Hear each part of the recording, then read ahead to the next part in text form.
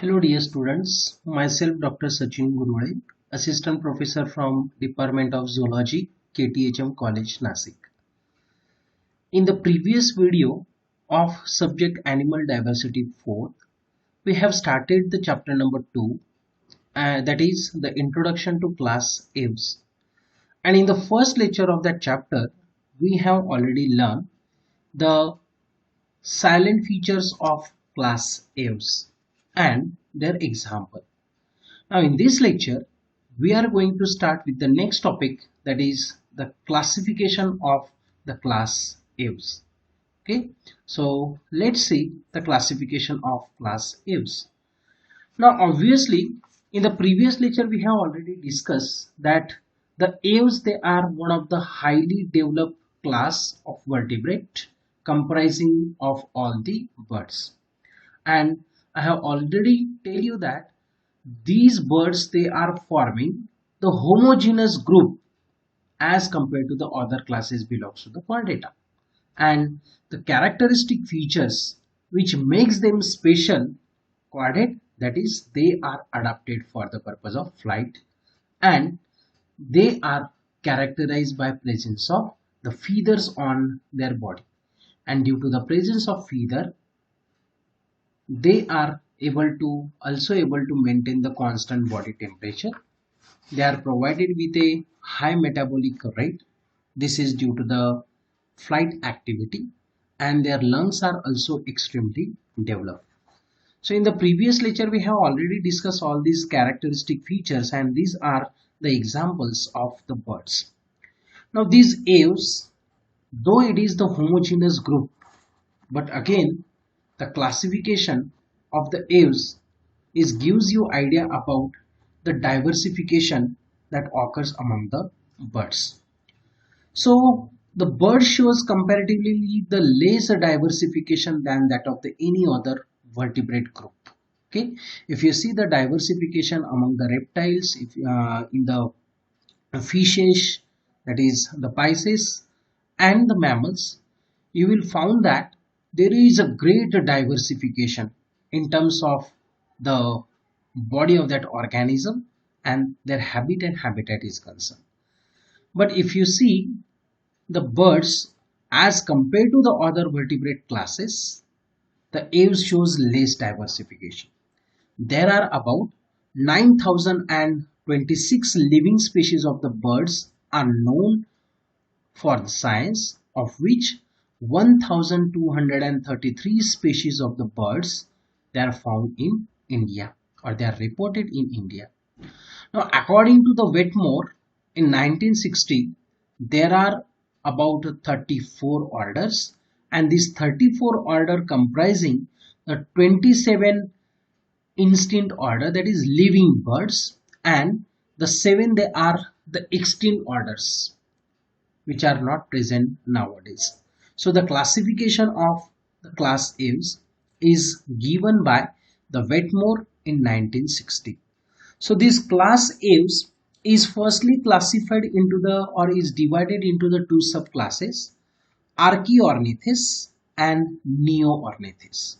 Now Archaeornithes, they are also known as ancient birds, while the Neornithes comprises the modern birds. So whatever modern superorders are there or modern birds are there, all they are belongs to the second subclass, that is Neornithes. Further, that subclass Neornithes is divisible into the 4 superorders. The first superorder is Odontognathi. Odontognathi contains the extinct bird. Then second one is a Paleognathi. Paleognathi comprises the birds, but they are unable to fly, hence they are commonly known as the flightless birds. Then the third superorder is Fanciformis. This Fanciformis contains again the flightless aquatic birds, while the fourth superorder, that is Neognathi, that Neognathi comprises all the modern flying birds present on our planet Earth. Okay, so this is just a synopsis of the classification for that class aves. Is divisible into the two subclasses, Archaeornithes and Neornithes, and further that Neornithes comprises the four superorder Odontognathi, Paleognathi, Falciformis and the Neognathi. So let's see one by one. First of all, the start with the subclass, that is Archaeornithes. Now that word Archaeornithes is coming from the Greek origin, that is Archaeos. Archaeos means ancient and Ornithos means birds. So these are the ancient birds and hence they are named as the Archaeornithes. So simple meaning. Okay. Now these birds, they are extinct Jurassic bird of the Mesozoic age. So they are found they are found among the Mesozoic period. So they existed of about 155 million years ago, but now there is no any representative of that Archaeornithes group, as all these birds are completely extinct now. Now if you see the characteristics, now whatever fossil records which are available for that particular ancient birds, from that fossil impression the characters are drawn. So what kind of the characters are present in the birds in that age or in the Mesozoic area? So let's see one by one. So first of all, the wings are primitive with little capability of the flight as compared to the modern birds. Yes, obviously at that age also these birds are provided with a wings which is useful for the purpose of flying, but they has the lesser capability or the little capability as compared with the modern birds. Okay. Then second one, the tail is long with more than 30 caudal vertebrae bearing a retrices arranged in two lateral rows. Okay. So here if you see the tail is comparatively longer as compared to the modern birds, and the whatever vertebrae is there are about 30 vertebrae are present into the caudal region. So their number is comparatively great as compared to the modern birds, and their retrices, they are arranged in a two lateral rows. So this is again a very ancient characteristic of this group. Here the pygostyle is absent. Now what exactly the pygostyle? Among the modern birds, the terminal few caudal vertebrae, these are get fused with one another to form a structure which is known as a pygostyle, and that pygostyle is responsible for giving the site of attachment to the feathers or the retrices which are located at the terminal portion or the posterior terminal portion in the birds, but this pygostyle is absent into the Archaeornithes. Then vertebrae, if you see the vertebrae are amphicoelous. Now, what is amphicoelous vertebrae? The centrum of the vertebrae, they are concave from both, that is anterior side as well as posterior side. So if the centrum of the vertebrae is concave from both the side, such a vertebrae we call it as the amphicoelous vertebrae. So they are provided with a amphicoelous vertebrae in the ancient birds. Then the three fingers and the metacarpals were free, and each they are provided with a claws. So this is again a characteristic feature. So there are three fingers and the metacarpals, they are generally free, but in the modern birds you will not able to see the free fingers into the wings. So here if you see in this diagram, you can able to observe the three fingers, and these three digits, they are also provided with a claws. So this kind of the characteristic you will not found into the modern bird. So this is also one of the ancient character. Then teeth, they are embedded into the sockets in both the jaws. Okay, so teeth are present in the birds belongs to the ancient period or belongs to that Archaeornithes, but nowadays if you see the current or the modern birds, the teeth are completely absent, and their jaws, they are get modified into the beak. So these all are the characteristic features which are quite primitive as compared with the characteristic features of the modern birds. Okay, so this is about the few characters of the subclass Archaeornithes, which is known as the ancient birds. The example, the well-known example of this Archaeornithes is Archaeopteryx.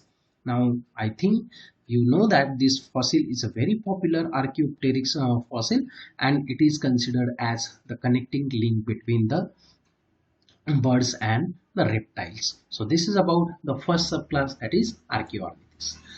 Then second one, the Neornithes. Again, that word Neornithes is coming from the Greek origin. Neos means modern and ornithes means birds. Means Neornithes are nothing but the modern birds or the birds of the modern ages. The characteristics are as follows. These modern birds includes the living as well as extinct bird. Means again there are certain birds belongs to this subclass also, they are becoming extinct one, but majority of the birds, they are still living on the planet Earth. The characteristics are the wings are usually well developed and they are adapted for the purpose of flight, and they are provided with a strong flight muscles also. Okay, so due to the presence of these flight muscles and highly developed wings, they can capable of the flight. Then metacarpals, they are fused with that of the distal carpals to form a carporo-metacarpus. So this is again a usual thing you will find into the modern birds, where the metacarpals, they are get fused with the distal carpals to form a composite structure which is known as a carpo-metacarpus, which we have already discussed into the previous lecture. Now next character is claws are completely absent into the forelimbs. As the forelimbs are completely modified into the wings, so there is no digits or there is no, one can say there is no claws. Okay, the tail is usually short and it ends into the pygostyle. Again, the pygostyle is nothing but the terminal few caudal vertebrae, they are get fused with one another, forming a structure known as a pygostyle, which is a characteristic of the birds which is always present. Okay, the caudal vertebrae are, their number is 13 or less.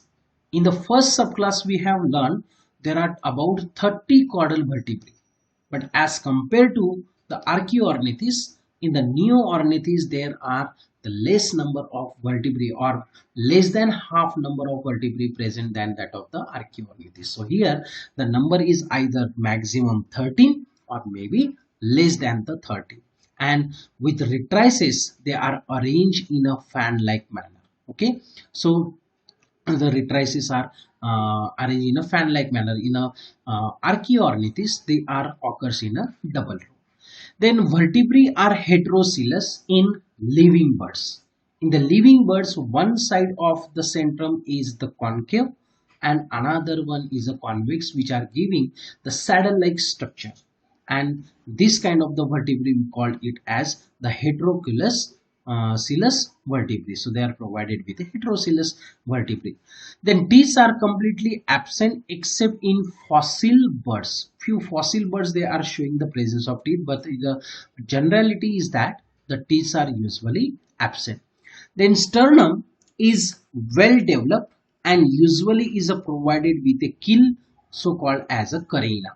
So keel and the carina is again the developed part of the sternum. So all these are the characteristic features belongs to the birds from the subclass Neornithes. Now you can give the multiple examples of the birds or the modern birds. For example, the Struthio, which is commonly known as an ostrich. Now these are also the modern bird, but they are flightless birds. Okay, so this group Neornithes contains both birds capable of flight or incapable of flight. Then another example, you can take the cassowary.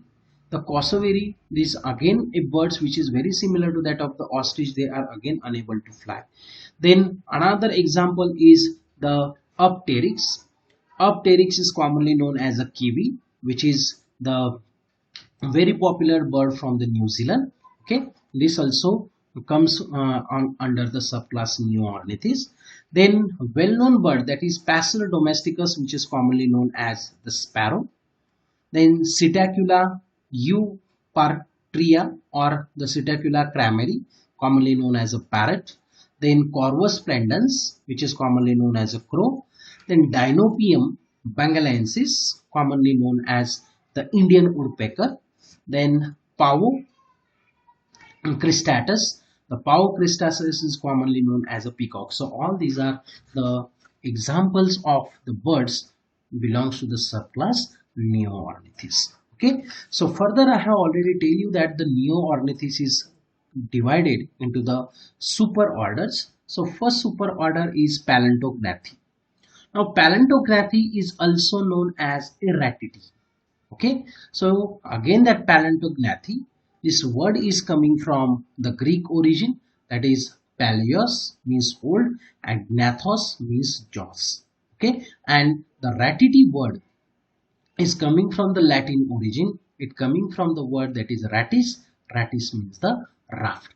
Now the peculiarity of the Paleognathae is that all the birds are mostly the flightless bird and walking or the running birds. So they are incapable of the flight, which is the most characteristic feature of superorder Paleognathae, or they are also known as the ratite. Now let's see the few characteristic features. The wings are reduced or completely absent. So due to the wings are reduced or either they are absent, hence these birds are unable to fly. So here if you see on these birds, so wings are absent into the emu as well as the kiwi and the cassowary also. In the ostrich, yes, the wings are present but they are incapable of the flight. Okay, the feathers are devoid of interlocking mechanism. In the modern birds, you will find the interlocking mechanism of the feather on the body. So that mechanism of interlocking is absent. Then pectoral muscles are poorly developed, and due to the absence of or the poorly developed pectoral muscle, they cannot able to fly. The tail vertebrae are free. Pygostyle is small or even absent, because the function of the pygostyle is to give the site of attachment to the feathers which are belongs to the tail, which is known as a retrices. As they are not flying, hence the pygostyle either it is small or either it is absent. Then clavicles are not fused, sternum without keel, and the humerus is a vestigial one. Then the sound producing organ which is known as a syrinx, that syrinx is also absent among the Paleognathae, or the birds belongs to that superorder Paleognathae. The examples of the superorder Paleognathae is ostrich, emu, cassowary and kiwi. All they are the flightless birds. So this is about superorder Paleognathae. Then the next one, the superorder is Neognathae. Now Neognathae, they are also known as the Carinati. Okay, the word is coming from the Latin origin, carina. Carina means a kill. So the kill is nothing but a well developed part or highly developed part of the sternum. Okay, which is a characteristic of the Neognathae or the Carinati. Okay, so let's see few characteristic feature. These aves belongs to that Neognathae are referred as the modern flying birds, well capable of the flight. Now skull is a Neognathus type. What is Neognathus? With the short vomer and palatine exceeding posteriorly. Okay, so they are provided with a small vomer and palatine bone which is extending posteriorly, and this is the peculiarity of the skull belongs to the Neognathus. Okay, then teeth are completely absent in both the jaws, and the jaws they are get modified into the beak. So here in each and every diagram you can see the jaws are get modified into the beak. The wings are highly developed for the purpose of flight, and they are strong flyer. The feathers having the interlocking mechanism. So if you see the arrangement of the feathers, they are usually interlocking one another, which is the another characteristic feature for the birds belongs to the Neognathae. Then retrices present and arrange regularly, and which are arises on the pygostyle. So pygostyle is always there in the neognathic.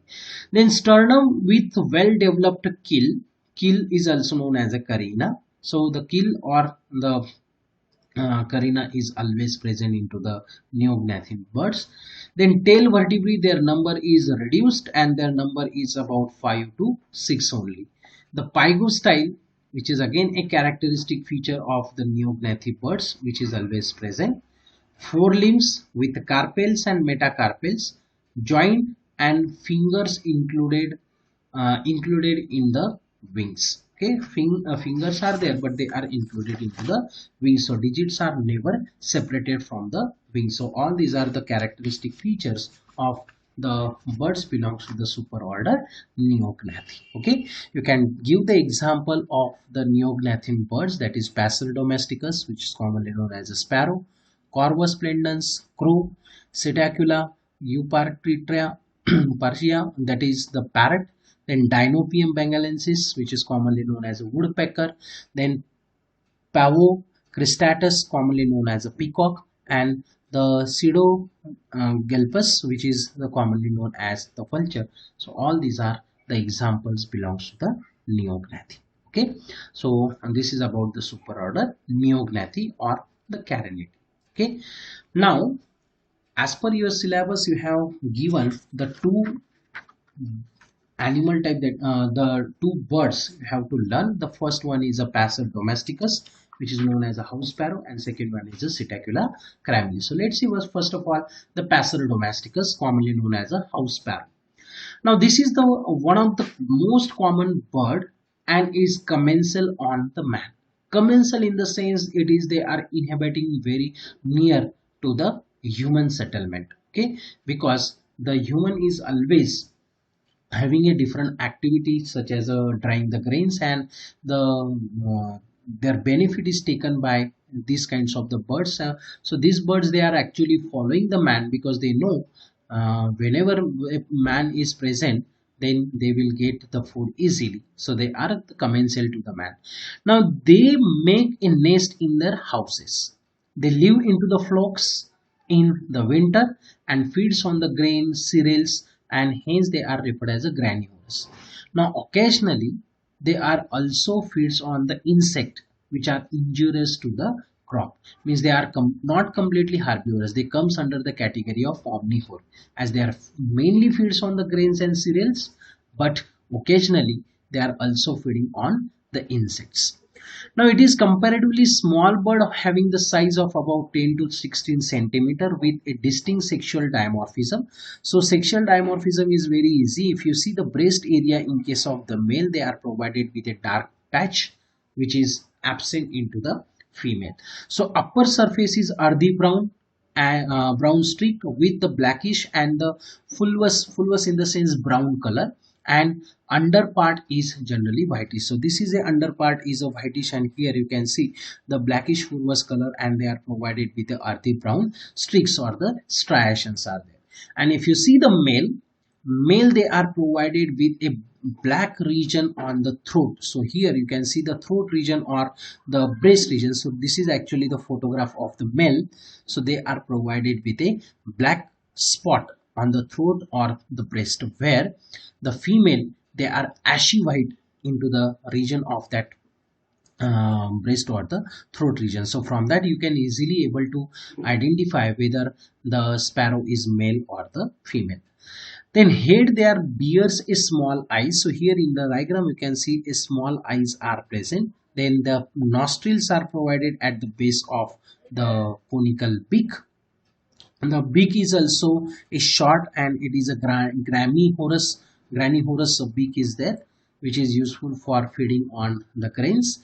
Then four-clawed toes is present into the hind limbs. So of which the three toes they are directed in a forward projection and one toe is located in a backward projection, and this kind of the feet is referred as a perching feet, which is useful for the perching the twig. So due to the presence of the four toes, three are in a forward direction and one in a backward direction, they can easily perch the branch of the tree. So it is the paste of granary and the storage. However, it is also useful for the agriculture as they are responsible for destroying the large number of insect pests. So this is about few the distinctive feature of the bird, that is Passer domesticus. Then the next bird is a Psittacula crameri. Now the Psittacula crameri is commonly known as a parrot, ring-nosed parrot, okay, or they are also known as a ring-nosed parakeet. Now they are lives in hollow tree trunk. They often forms a large flocks, and these flocks of the parrot, they are very destructive to the fruit crops.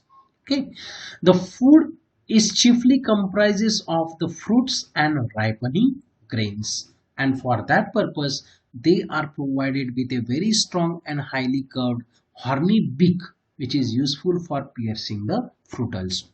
The body of parrot is a slender with long pointed tail feathers, and it measures about the 25 centimeter in a length. So the approximate length of the body is about around the 25 centimeter.